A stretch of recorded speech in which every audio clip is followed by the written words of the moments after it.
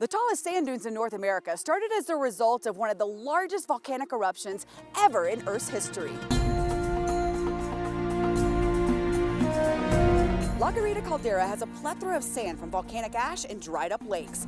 Southwest wind pushed that sand across the San Luis Valley and up against the Sangre de Cristo Mountains. The result is the Great Sand Dunes National Park and Preserve. They almost don't look real. Out of the valley floor, monster sand dunes rising to the sky against a backdrop of jagged, snow-covered mountain peaks. They look like a watercolor painting of ocean waves. Sometimes people see different shapes in the dunes. There's horns and faces. Sometimes people see nude bodies, things like that, but there's 30 square miles of large dunes that have collected in this pocket of the mountains. This hiker is close to the top of High Dune. This is the highest dune on the first ridge, and that's the common destination for most people. This is one of the most biologically diverse parks in the United States.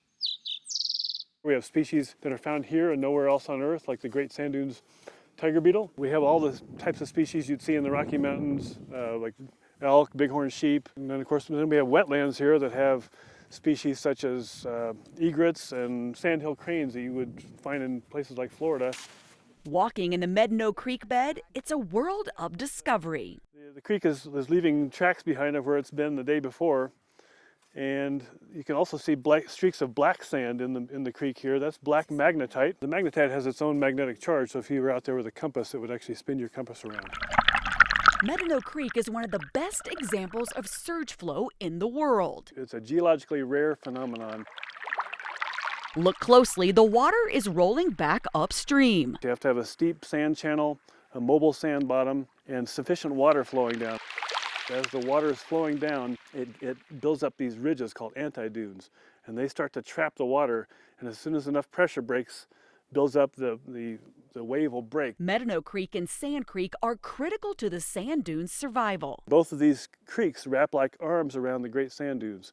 So the sand that's blown off the valley floor drops into these creeks. These creeks carry the sand back to the valley floor, and then the water disappears into the sand.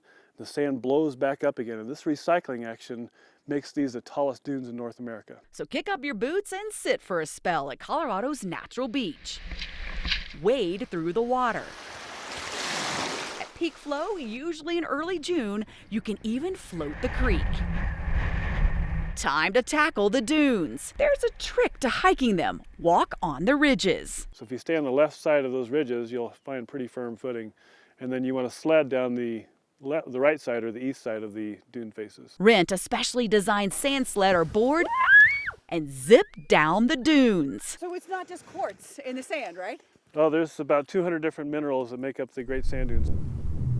It's a misconception. The Great Sand Dunes is a perpetual hot desert in the summer. The average high temperature in July is 80 degrees here at Great Sand Dunes, but the sand surface can heat up in the middle of the daytime to 160 degrees. Go hiking in the preserve and enjoy the mountain streams and shade of the forest. Pitch a tent in the campground. Many sites have shade and amazing views of the dunes and night sky. Because we're far from city lights, because of our high elevation and dry air, the night skies here are stunning.